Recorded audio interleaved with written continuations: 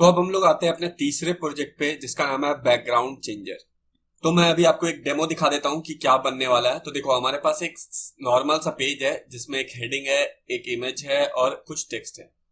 और यहाँ पे हमारे पास कुछ कलर सैंपल दिए हुए हैं। ठीक है, तो यही कलर सैंपल से हम लोग बैकग्राउंड को चेंज करेंगे। अभी व्हाइट है और मान लो अभी ग्रीन पे क्लिक करते हैं, बैकग्राउंड देखो ग्रीन हो गया।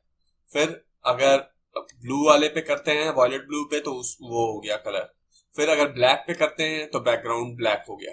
ठीक है, तो यही चीज अभी हम लोग करना सीखेंगे, कलर चेंजर। तो इसी को अभी हम लोगों को बनाना है। तो हम लोग स्टार्ट करते हैं। हमारा इंडेक्स फाइल ब्लैंक है अभी। मैं नॉर्मल जो HTML का होता है वो वहां से स्टार्ट करते हैं। यहाँ पे लिखते चेंज करते हैं बैकग्राउंड चेंजर और अपना लाइव सर्वर गो लाइव पे क्लिक करके अपना लाइव सर्वर ओपन कर देते हैं। ठीक है, अब हम लोगों को सबसे पहले क्या चाहिए होगा, एक हेडिंग चाहिए होगा। तो एक H1 लेते हैं और यहाँ पे कर देते हैं अबाउट अस, अबाउट अस। ठीक है, उसके बाद हमारे पास था एक इमेज, तो इमेज टैग लेते हैं। और मेरे पास ऑलरेडी एक इमेज का URL है, मैं उसी को लगा दूंगा। मैं किसी भी तरह का कोई नया इमेज अभी स्टोर नहीं करूंगा, मैं डायरेक्ट URL को यूज कर रहा हूँ। तो मैंने इसको कर दिया। अब मैं ये जो फाइल मैनेजर है यहाँ पे इसको हटा देते हैं और व्यू में जाकर टॉगल वेट रैप कर देते हैं ताकि एक बार में सब कुछ दिखे, कुछ स्क्रॉल करना ना पड़े।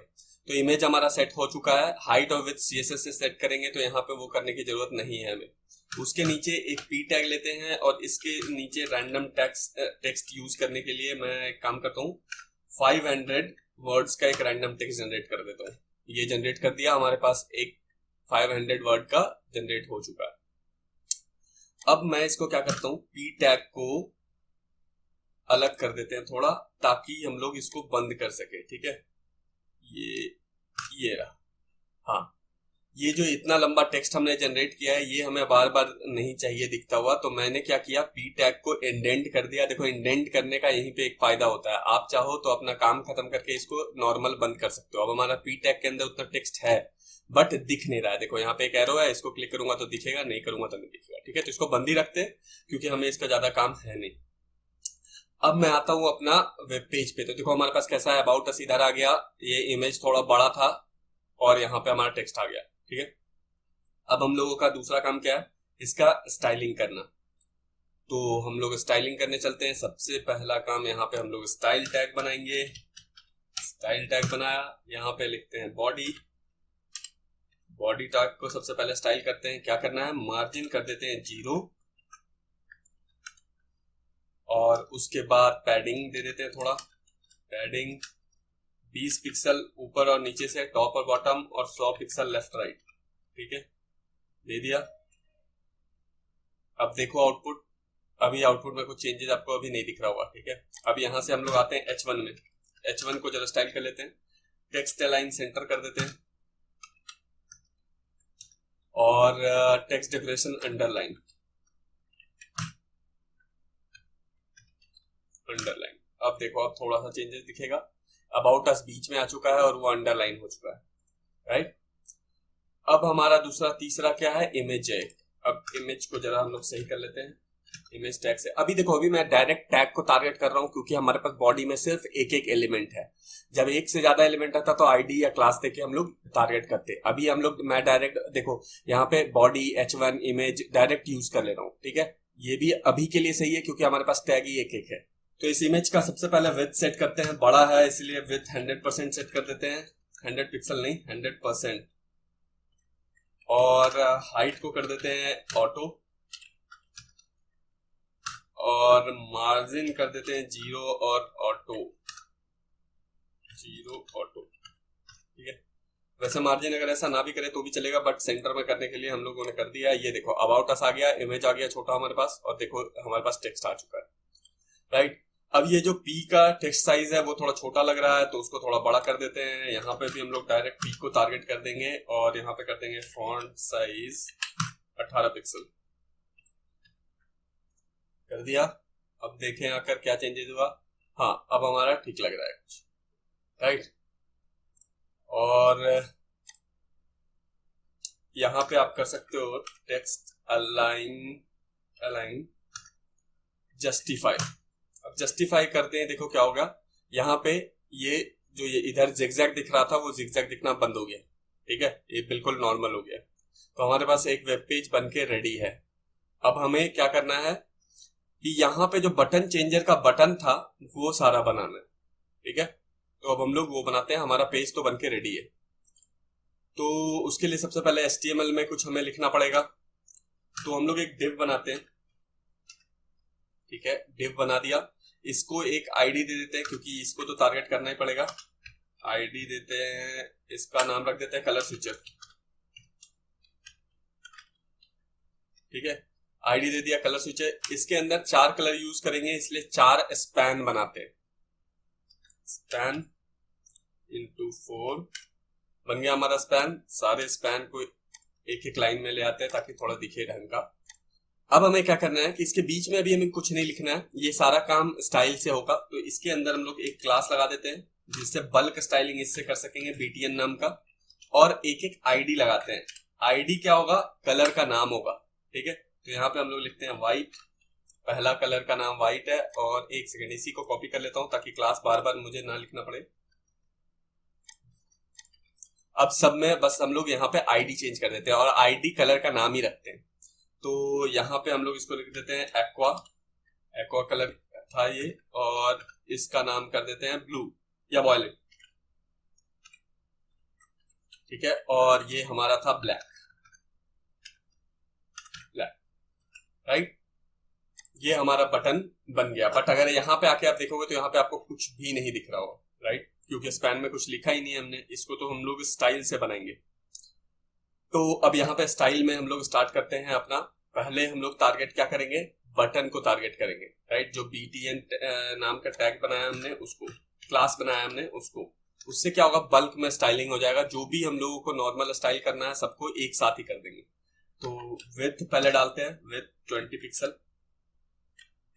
हाइट भी वही सेम कर देते हैं 20 पिक्सल। और मैं इसमें क्या करूं, फिलहाल रहने दो इसको, राइट, इतना ही पे रहने दो। अब एक काम करते हैं, एक एक करके सबके में बैकग्राउंड कलर लगाते हैं, ID से टारगेट करते हैं सबको पहले। तो टारगेट करो व्हाइट को पहले, व्हाइट, उसके बाद एक्वा, उसके बाद हमारे पास है वॉयलेट, VIOLET, उसके बाद हमारे पास है एक ब्लैक, BLACK, ब्लैक। अब एक एक स्पैन को हम लोग बैकग्राउंड कलर देंगे। यहाँ पे बैकग्राउंड कलर, ये तो नॉर्मल ब्लैक है तो इसको ब्लैक ही कर देता हूं मैं। और ये हमारे पास है वॉलेट, तो इसका बैकग्राउंड कलर सेट करते हैं। बैकग्राउंड कलर मेरे पास ऑलरेडी एक कलर कोड है, आप लोग अपनी मर्जी से लगा सकते हो। मैंने पहले से सिलेक्ट कर लिया था तो वो लगा देता हूँ। और यहाँ पे हमारे पास जो एक्वा है उसके लिए हमारे पास कोड नेम भी यूज हो जाएगा, एक्वा मैरिन, तो भी काम चल जाएगा। और फिर व्हाइट में हमारे पास डायरेक्ट व्हाइट, ये ठीक है। अब मैंने कलर वाला सेट कर दिया, हाइट विथ सेट कर दिया। अब देखते हैं आउटपुट में क्या आता है चेंजेस। यहाँ आते हैं और हमारे पास किसी तरह का कोई भी चेंजेस नहीं है। रीजन क्या हो सकता है कि हमने क्या कर दिया है इसको। ओके, तो यहाँ पे डिस्प्ले नहीं हो रहा है, क्यों नहीं हो रहा? हाँ ठीक है, स्पैन जो होता है वो बाय डिफॉल्ट इनलाइन होता है तो उसमें हाइट और विड्थ नहीं लेगा। तो इसका हम लोग डिस्प्ले प्रॉपर्टी चेंज करते हैं, display inline block, right. Inline block करते हैं, अगर आप यहाँ पे आके देखोगे तो हमारे पास कलर्स आ चुके हैं, लेकिन अभी 3 ही कलर दिखा रहा है, व्हाइट नहीं दिखा रहा है क्योंकि वो बैकग्राउंड के साथ मिक्स हो चुका है। तो हम लोग एक काम करते हैं, यहाँ पे एंटर कर देते हैं, बॉर्डर डालते हैं, बॉर्डर सॉलिड ग्रे 2 पिक्सल। अब देखो आ चुका है हमारे पास, एक स्क्वायर बटन आ चुका है। अगर आपको सर्कल करना है तो आप सर्कल कर सकते हो, और स्क्वायर रखना है तो स्क्वायर भी रख सकते हो। तो सर्कल करने का तरीका क्या होता है कि आप यहाँ पे बॉर्डर रेडियस 50% दे दो, बॉर्डर रेडियस 50%, ये रहा। अब देखो ये सर्कल हो गया, बट देखो यहाँ पे क्रसर चेंज नहीं हो रहा है, ठीक है। हम लोग इसको थोड़ा बटन वाला फील देना चाहते हैं, तो यहाँ पे क्या करते हैं कि इन सारे स्पैन पे क्रसर चेंज कर देते हैं, कर्सर को पॉइंटर कर दिया। अब देखो क्या होगा, अब जब मैं माउस ले जाऊंगा तो पता चल रहा है कि क्लिकेबल है, राइट, पता चल रहा है। अब यहाँ पे एक चीज है, मुझे इन सारे बटन को इधर लाना है, तो मैं क्या करता हूँ कि ये जो डिव हमने बनाया था यहाँ पे और इसका जो कलर स्विचर नाम का आईडी दिया था, इसको टारगेट कर लेते हैं और इसको कर देते हैं text line right, text line right, ये रहा।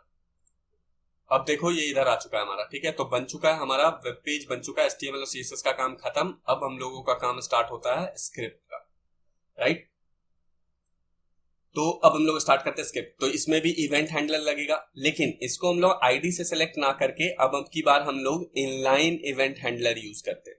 तो मैं इन छोटे छोटे प्रोजेक्ट में आपको डिफरेंट डिफरेंट चीजें दिखाता हूं कि किस तरीके से आप सारी काम अलग अलग तरीके से कर सकते हो, ठीक है। तो देखो यहाँ पे हम लोग क्या करते हैं, अब की बार आईडी से एक एक चीज को सिलेक्ट ना करके यहीं पे हम लोग ऑन क्लिक इवेंट पास कर देते हैं। ऑन क्लिक में एक फंक्शन पास करेंगे चेंज बीजी नाम का, ठीक है, कि जब भी ऑन क्लिक हो, जब भी इस स्पैन पे क्लिक हो, ये वाला जो फंक्शन है इसको कॉल कर दो। और सारे फंक्शन में सब में हम लोग यही फंक्शन कॉल करने वाले हैं, तो सबको डाल देते हैं, ठीक है, लगा दिया।